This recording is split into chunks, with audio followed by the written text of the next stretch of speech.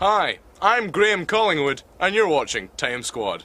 We're here on Sheriffmuir in central Scotland today to look at the famous battle of Admiral Monkfish's rowboats. The famousness about this battle involves the fact 12 rowboats rowed 300 metres towards the enemy. It was an impressive sight, and we're going to look into it today on Time Squad.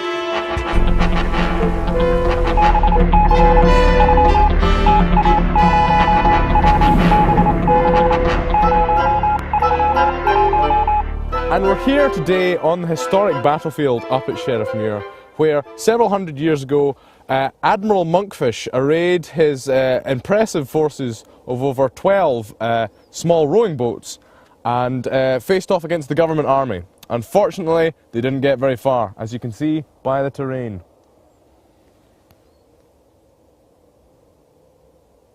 As you can see, this terrain was not best suited for rowing boats.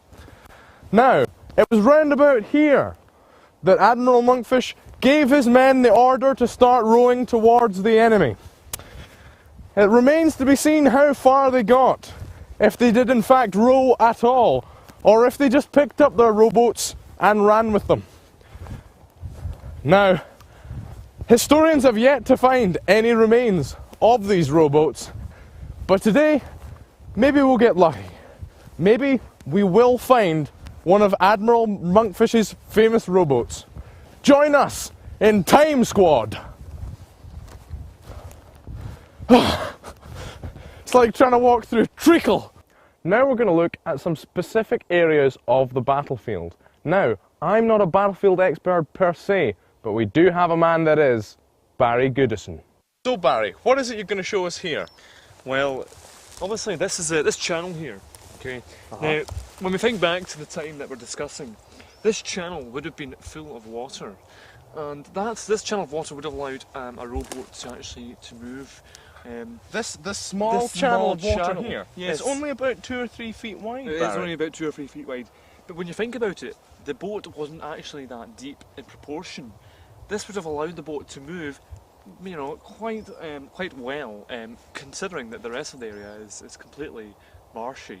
Even this small channel would have allowed the boat to travel in a straight line. I'm curious how fast they would have travelled, Barry. Okay, well, considering that there was a lot of plantation and reeds and other sort of organic matter in this channel, that would have hindered the path of the boat slightly.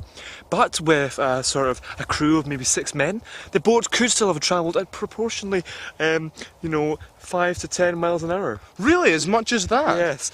So what was these boats' fighting capability? Fighting capability? Well, in the front of the boat there was a small cannon. Get a feel for what the battle must actually have been like. We can't exactly go back there.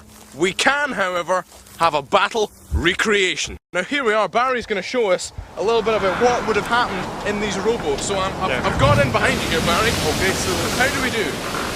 let's row. So, row! Row! Oh my word, row! There's a bit of a ditch there. Come on, Barry, row! This is terribly exciting. Row! Row! Quite difficult. Yes, keep talking to us about how this would have worked, Barry. We're going to keep rowing here. So, Barry, that would have been a bit like what it actually might have looked like. No. No? Well, I thought it was damn close, and as you can see, ladies and gentlemen, even in our battle recreation, there were casualties. Anyway, I want to thank my guest, Barry Goodison. Thanks very much, Barry. Join us on Time Squad next week.